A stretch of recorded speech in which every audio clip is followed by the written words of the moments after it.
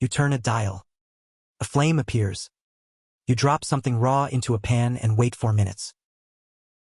And what comes out is softer, safer, and worth more energy than what went in. You do not think of this as technology. You think of it as dinner. But look at what actually happened there.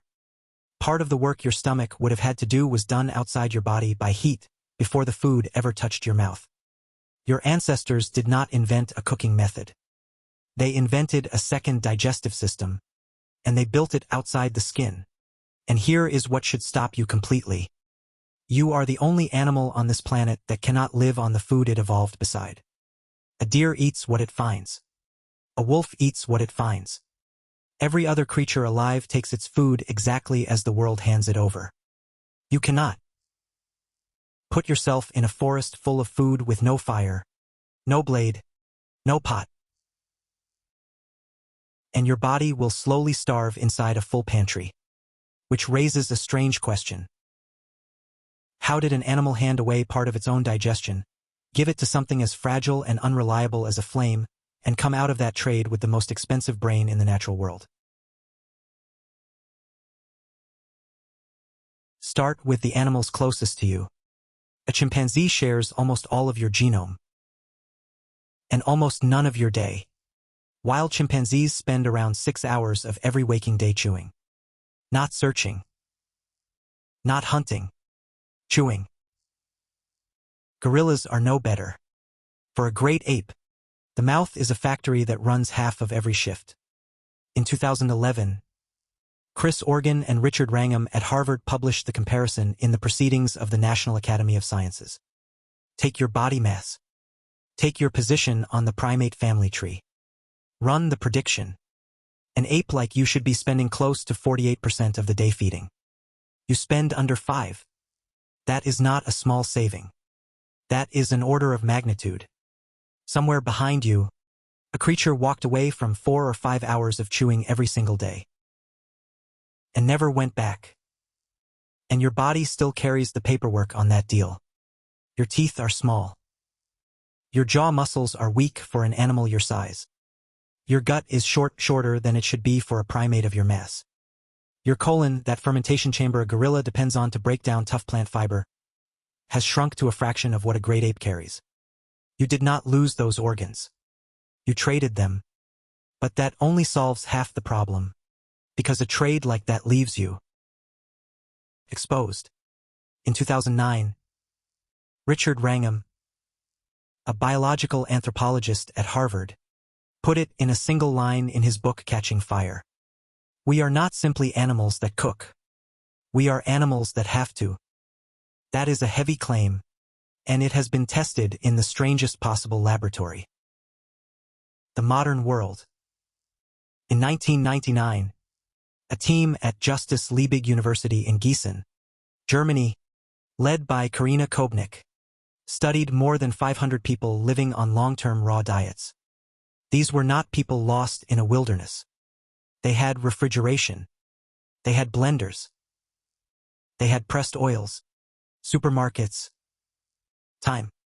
On average, the men in the study had lost around 10 kilograms and the women around 12.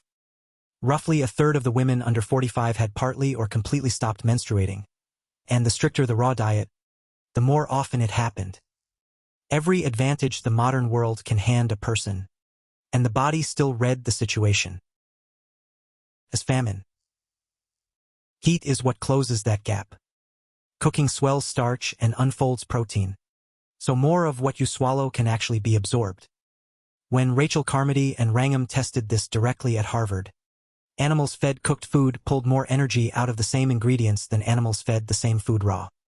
Their earlier review put the median gain in usable energy from cooked starch at about 30%. 30%. For free. Out of the same handful of roots. And here is where that free energy went. Your brain is about 2% of your body weight. But it takes about 20% of your energy, every hour, awake or asleep. It is the most expensive organ you own, and it never closes. In 2012, Karina Fonseca Azevedo and Susana Herculano Housel asked a simple question. If a primate had to run a brain like yours on raw food alone, how many hours a day would it need to spend eating? Their answer was more than 9. More than any great ape sustains. On a raw diet, the numbers say a body like yours and a brain like yours cannot exist inside the same animal. Fire broke that ceiling. And the accounting works from the other end too. In 1995, Leslie Aiello and Peter Wheeler pointed out that an expensive brain has to be paid for by cutting something else expensive. The one organ flexible enough to shrink, they found, was the gut. Better food allows a smaller digestive system. And a smaller digestive system, in turn, frees the energy for more neurons. Your skull grew because your intestines shrank. Those are not two facts. They are one.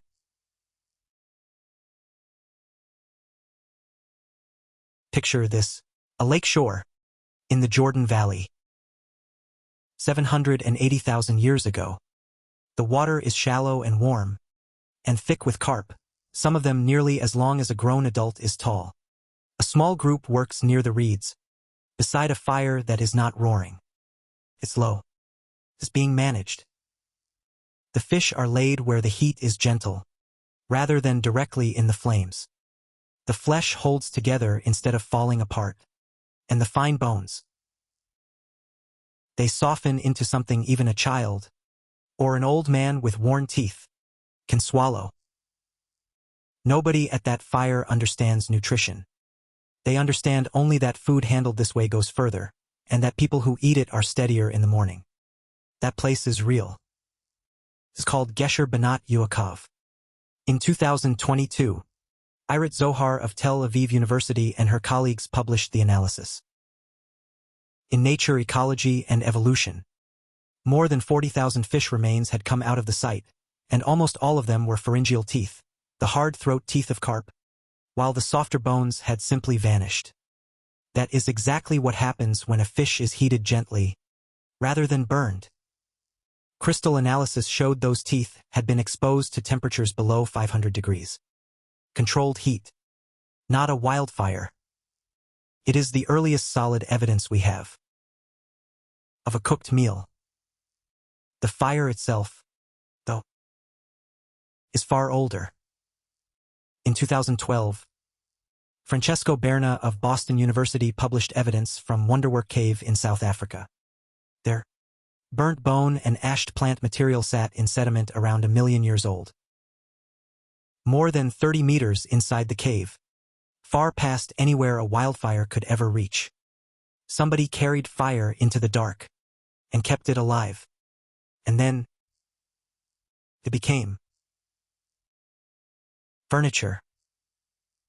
At Kizim Cave in Israel, Ruth Shahakros of the Weizmann Institute described a hearth about 4 square meters across. It was built and rebuilt in the same spot. Around 300,000 years ago, butchery tools and burnt bone were scattered all around it. Not a fire someone lit just once. Place. The center of a room. Now for the honest complication, because this story is just not tidy. Back in 2016, Catherine Zink and Daniel Lieberman at Harvard made a big discovery, published in Nature. They showed that you don't actually need fire to get most of those chewing savings. Simply slicing meat with a sharp stone, or pounding roots, that alone cut the number of chews needed by about 17%. And the force behind each chew? Down by about 26%. That's 2.5 million fewer chews a year. All from a sharp rock. Stone tools started the shrinking of the human jaw. Fire finished it. And that thread, it runs all the way to right now. Because of what it left inside you. Sit still for a moment. And take inventory. Your jaw is too weak to be an ape's. Your teeth are too small to grind raw fiber for 6 hours. Your gut is too short to ferment it. Your brain burns 1/5 of everything you eat and refuses to negotiate. Every one of those numbers is out of range for a wild primate. Every single one of them only balances. If something outside your body is doing part of the digestion for you, that something is heat. You are not just an animal that learned to cook. You are an animal that was rebuilt around cooking organ by organ until going back simply stopped being an option. And those 4 hours a day your ancestors stopped chewing, they didn't just vanish. That time became tool-making, travel, teaching, talking.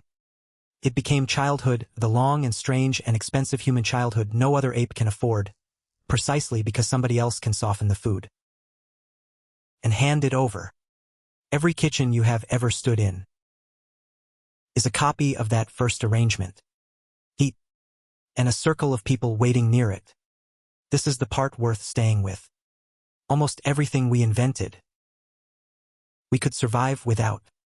Take away the wheel, and we walk. Take away writing, and we remember. But take away fire, and it is not the culture that fails. It is the body. Somewhere back there, we crossed the line from using a tool to needing one. We domesticated a chemical reaction. Then let our own anatomy come apart around that dependency. And we have been living inside that arrangement ever since. Your hunger tonight will be answered by a flame you did not invent, through a bargain you never agreed to. Sit with that for a moment. If you made it this far, you are exactly the kind of person this channel exists for. We make videos like this one about ancient human behavior, about what your body still remembers, about the gap between the world you were built for and the one you actually live in. If that's something you want more of, hit subscribe.